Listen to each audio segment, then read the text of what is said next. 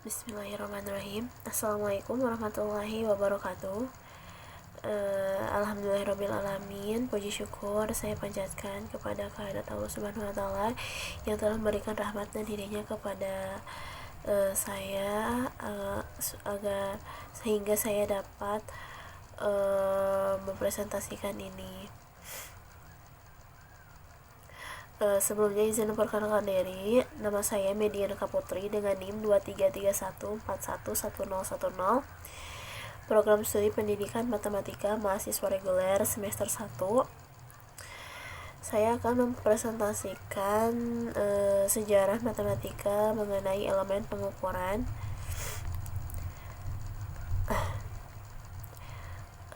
Sebelumnya saya dari kelompok 3 yang beranggotakan 4 orang.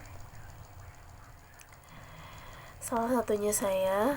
Lalu langsung pada pembahasan. Yang pertama ada fase A, sejarah pengukuran benda. Sejarah tentang pengukuran benda ini menggunakan satuan baku telah ada sejak zaman awal, namun tidak ada catatan khusus mengenai upaya menetapkan standar permanen ini.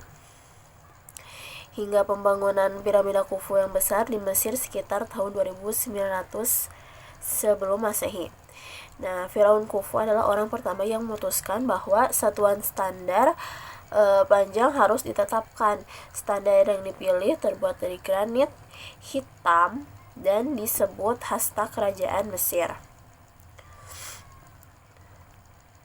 Sejarah mencatat panjangnya sama dengan panjang lengan dan tangan Firaun yang berkuasa. Panjang dari siku sampai ujung jari ketiga ditambah lebar telapak tangan.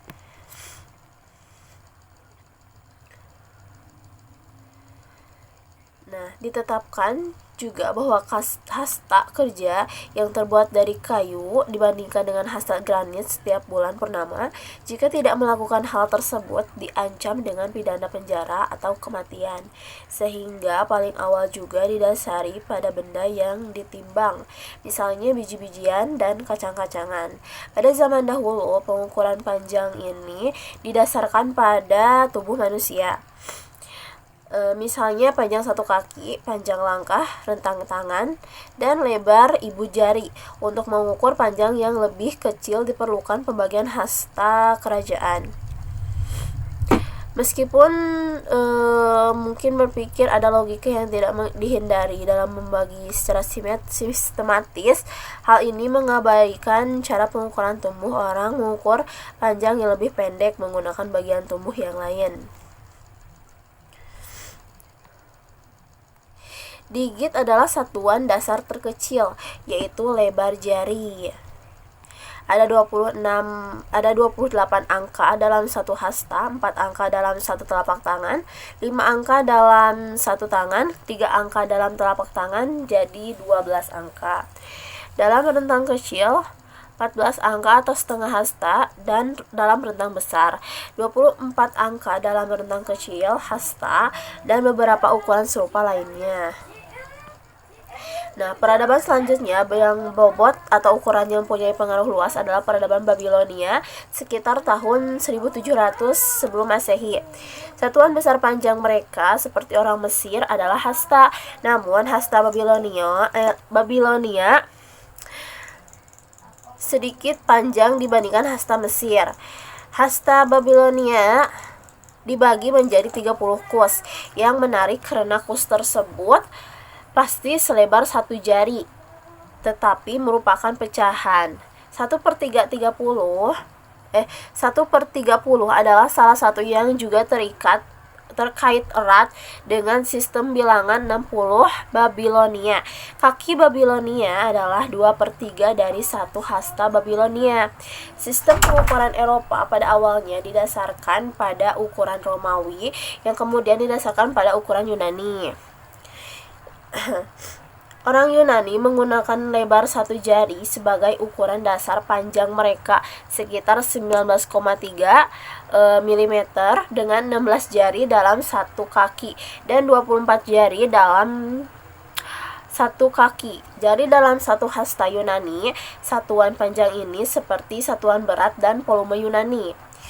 Berasal dari satuan Mesir dan Babilonia, perdagangan tentu saja menjadi alasan utama mengapa satuan pengukuran tersebar lebih luas dibandingkan wilayah setempat.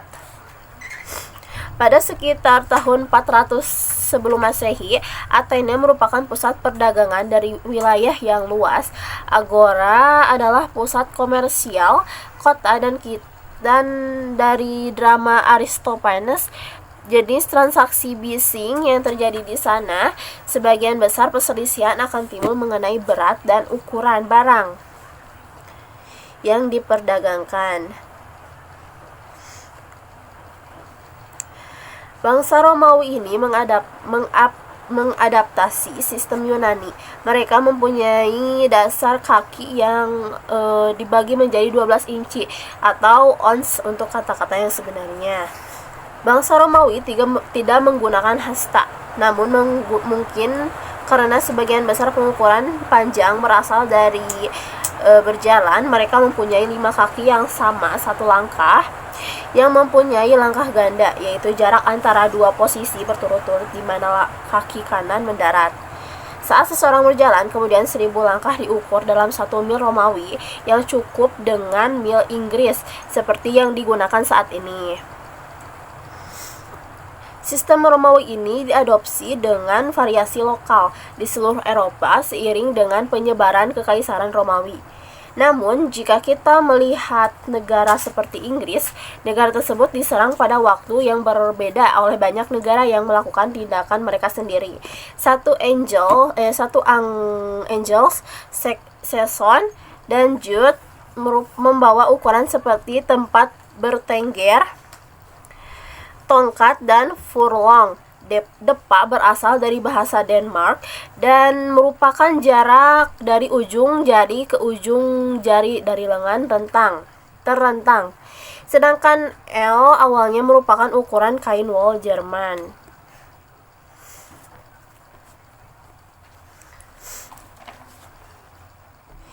Yang selanjutnya ada sejarah pengukuran waktu. Sejak zaman prasejarah, manusia telah memperoleh kesadaran akan perjalanan waktu melalui observasi alam dan siklus yang teratur. Pengamatan tersebut terhadap pergerakan matahari, bulan, dan bintang membantu manusia membangun sistem pengukuran waktu primitif yang menjadi fondasi bagi pengetahuan lebih lanjut tentang perjalanan waktu.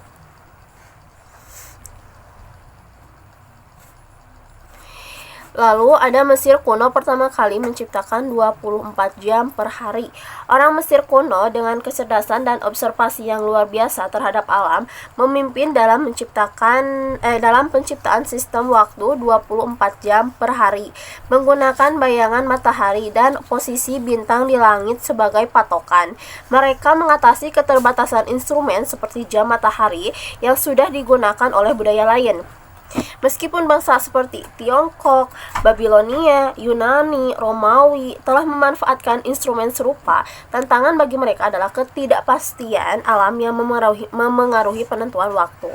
Mesir kuno dengan kebijaksanaannya memecahkan masalah ini dengan menentukan jumlah dan berdasarkan penampakan 12 bintang pada malam hari. Orang Mesir kuno menggabungkan pengetahuan astronomi mereka dengan metode unik. Meskipun matahari tidak selalu muncul atau memberikan waktu yang akurat, mereka menetapkan bahwa 1 jam telah berlalu ketika bintang-bintang tertentu muncul pada malam hari. Selanjutnya ada pembagian waktu 1 jam 60 menit oleh bangsa Babilonia. Pengaruh besar bangsa Babilonia ini terhadap pembagian waktu jelas tak terbantahkan. Mengenalkan sistem seksagesimal yang melibatkan angka 60, mereka memilih 60 sebagai dasar perhitungan waktu. Menciptakan struktur jam 60 menit dan semenit 60 detik yang kita kenal hari ini. Karena angka ini merupakan bilangan terkecil yang dapat dibagi oleh 6, membantu menghasilkan pecahan waktu yang mudah dihitung. Dengan rentang angka pertama dari 1 hingga 6, sistem seksagesimal memudahkan konsep pembagian waktu menjadi pecahan yang mudah diingat dan dihitung. Contohnya pembagian waktu seperti setengah jam atau 1/2 jam menjadi 30 menit, 1/3 jam menjadi 20 menit, dan 1/4 jam menjadi 15 menit. Dapat dengan cepat dan efisiensi waktu dengan efisien dihitung. Angka 60 juga menonjol karena fleksibilitasnya sebagai yang dapat dibagi oleh berbagai angka.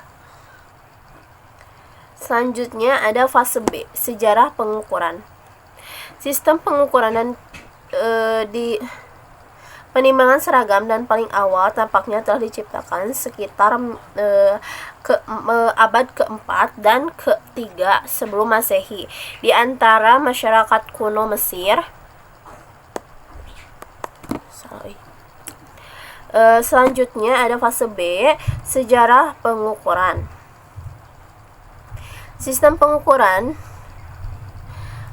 diketahui penimbangan seragam dan paling awal tampaknya telah diciptakan sekitar milenium ke-4 dan ke-3 sebelum Masehi di antara masyarakat kuno Mesir, Mesopotamia dan lembah Indus, dan mungkin juga Iran. Catatan awal Babilonia dan Mesir serta Alkitab Ibrani menunjukkan bahwa panjang pertama kali diukur dengan lengan bawah tangan atau jari, dan waktu diukur dengan periode matahari, bulan, dan benda langit lainnya. Apabila terjadi penguapan kapasitas wadah seperti labu atau bejana tanah liat atau logam, wadah tersebut diisi dengan bibit tanaman yang kemudian dihitung untuk diukur. Ketika alat untuk menimbang ditemukan, biji-bijian dan batu berasal dari biji carob. Sistem penimbangan dan pengukuran paling awal yang tercatat berasal dari milenium ke-3 atau ke-4 sebelum Masehi, bahkan peradaban paling awal.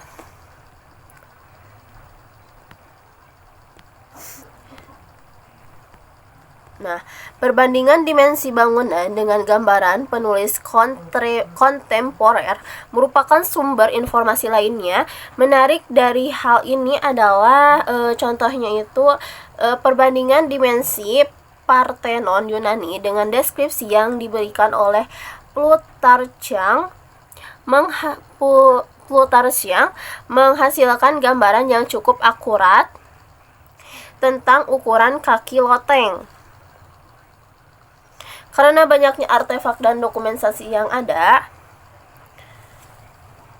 saat ini lebih banyak yang diketahui mengenai tindakan yang dilakukan oleh negara terhadap masyarakat besar dan maju.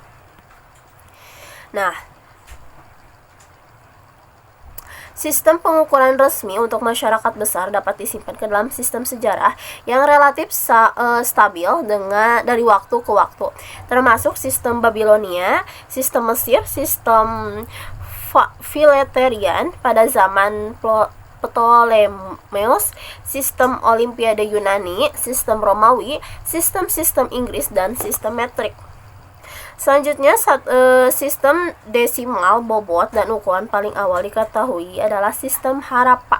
Peradaban Harappa berkembang di Punjab antara tahun 2500 sebelum Masehi dan 1700 sebelum Masehi. Suku Harappa tampaknya telah mengadopsi sistem bobot dan ukuran yang seragam.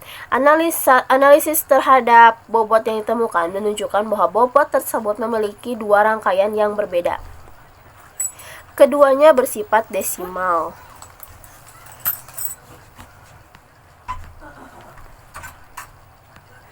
Selanjutnya ada satuan sejarah. Hasta Mesir, satuan panjang lembah Indus yang disebutkan di atas, dan hasta Mesopotamia digunakan pada milenium ke-3 sebelum Masehi dan merupakan satuan paling awal yang diketahui dan digunakan oleh masyarakat kuno untuk mengukur panjang. Satuan panjang yang digunakan di India kuno termasuk danus atau busur, krosah, dan yojana. Hasta umum adalah panjang lengan Panjang lengan bawah dari siku sampai ujung jari tengah. Dibagi menjadi rentang tangan atau panjang antara ujung kelingking sampai ujung ibu jari. Atau setengah hasta. Nah, beberapa orang percaya bahwa ukuran tersebut berevolusi dari ukuran kubik. Yang lain percaya bahwa itu adalah proporsi sederhana atau kelipatan hasta. Bagaimanapun, orang-orang Yunani dan Romawi mewarisi kaki dari orang-orang Mesir yang terbagi menjadi 12 inci dan 16 gigit. Bangsa Romawi juga memperkenalkan milepasus 1000 langkah atau langkah ganda yang kecepatannya sama dengan 5 kaki Romawi. Mili Romawi sepanjang 5000 kaki atau 1480 meter diperkenalkan ke Inggris selama pendudukan Ratu Elizabeth I yang memerintah dari tahun 1558 hingga 1603 mengubah berdasarkan undang-undang mili menjadi 5280 kaki.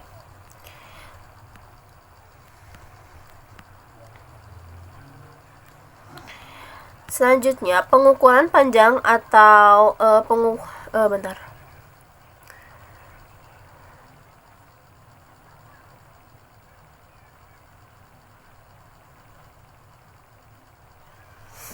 Selanjutnya, pengukuran panjang dengan satuan baku ada beberapa jenis, diantaranya penggaris, meteran pita, meteran roll kecil, meteran roll besar. Dan ada pengukuran satuan panjang seperti kilometer, hektometer, dekameter, meter, desimeter, sentimeter, dan milimeter. Pengukuran berat benda diantaranya timbangan berat badan, timbangan neraca, timbangan rumah tangga, timbangan bebek, timbangan digital. Nah, serta ada satuan berat seperti kilogram, hektogram, dekagram, gram, desigram, lalu sentigram, serta miligram. Yang ketiga ada fase C. Nah, bangun datar adalah salah satu bentuk dari geometri yang memiliki 2 dimensi. Cabang matematika ini berkembang dari zaman Mesir kuno. Pada masa ini, petani mengukur tanah garapannya di sekitar Sungai Nil, yang hampir bentuk tanah garapannya berbentuk segitiga. Nah, proses ini melahirkan cara bagaimana mengukur luas segitiga. Dari pengalaman empiris ini berkembang ke bangun datar lain, seperti ini. Geometri merupakan salah satu cabang matematika yang berisi tentang konsep titik, garis, bidang, dan benda-benda ruang beserta sifat-sifatnya. Ukuran-ukurannya antara lain dengan yang lain. Nah,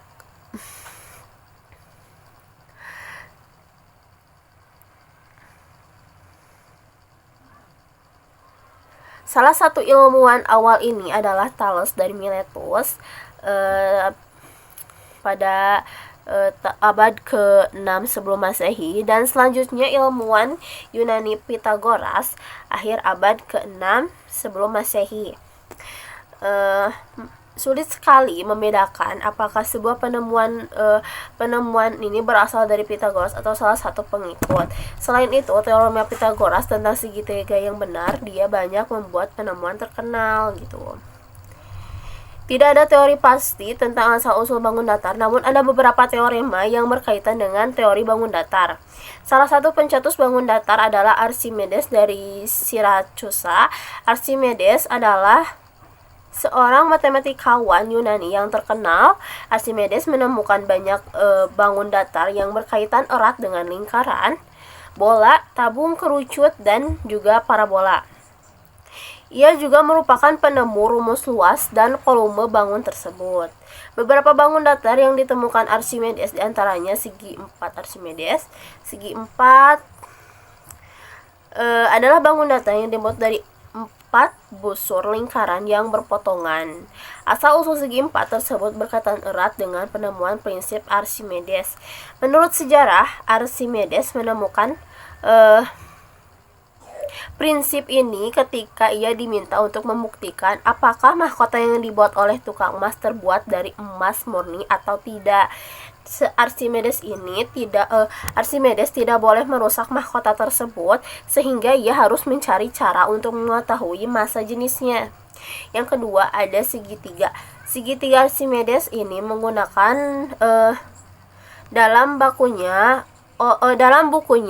On the Measurement of the Circle. Dalam buku ini Archimedes membuktikan bahwa luas lingkaran adalah sama dengan luas segitiga siku-siku yang memiliki alas sepanjang keliling lingkaran dan tinggi sepanjang jari-jari lingkaran.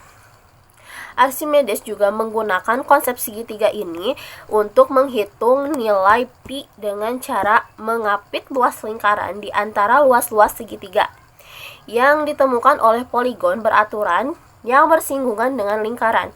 Dengan menggunakan poligon beraturan yang memiliki 96 sisi, Archimedes mendapatkan perkiraan nilai pi yang berada di antara 2,23/7 dan 2,2/7.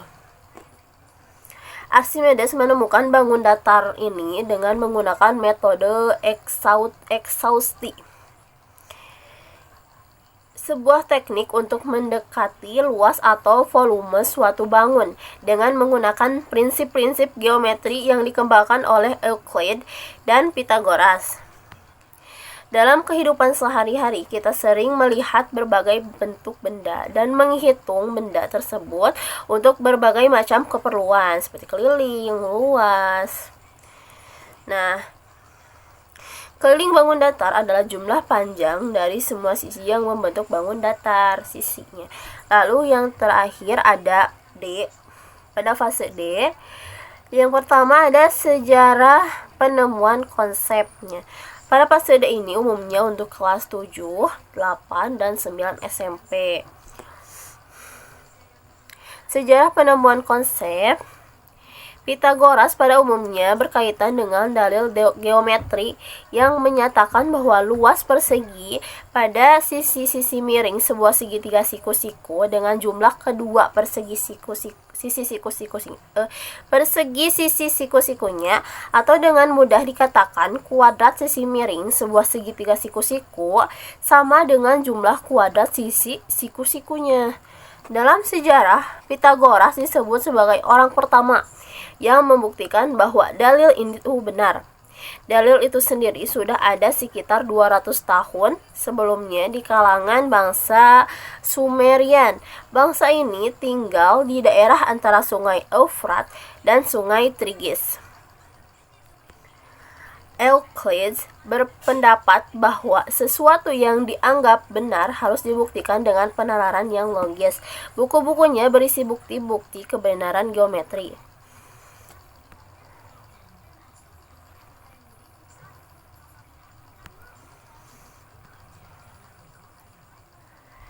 Terdapat legenda yang menyatakan bahwa ketika muridnya Hippasus menemukan bahwa hipotenusa dari segitiga siku-siku sama kaki dengan sisi siku-siku masing-masing satu adalah bilangan irasional. Murid-murid Pythagoras lainnya memutuskan untuk membunuhnya karena tidak dapat membantah bukti yang diajukan Hippasus. Selanjutnya ada pengembangan konsep.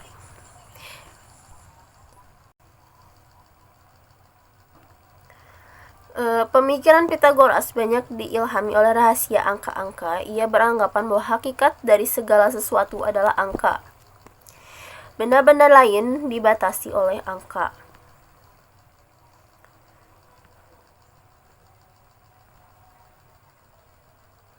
Di samping itu, dalam alam ini terdapat hubungan yang didasarkan atas bilangan-bilangan, misalnya hubungan antara panjang senar dengan tinggi nada.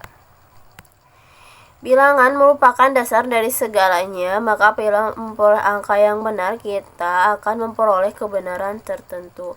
Selanjutnya, menurut Pitagoras, bilangan-bilangan itu dapat digolongkan menjadi dua kelompok yang paling berlawanan. Ada bilangan ganjil dan bilangan genap. Ada bilangan tak terhingga, ada pula bilangan terhingga. Pitagoras percaya bahwa angka bukan unsur seperti udara dan air, banyak dipercaya sebagai unsur semua benda.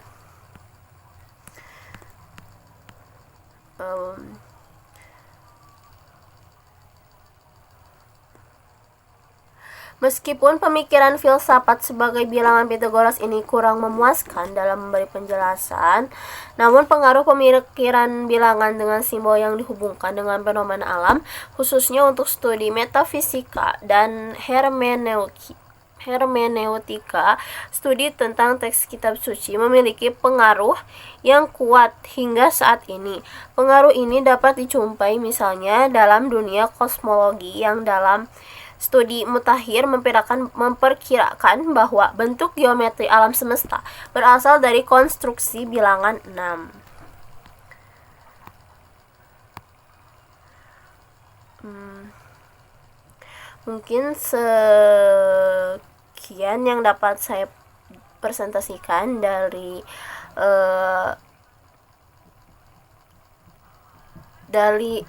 makalah ini.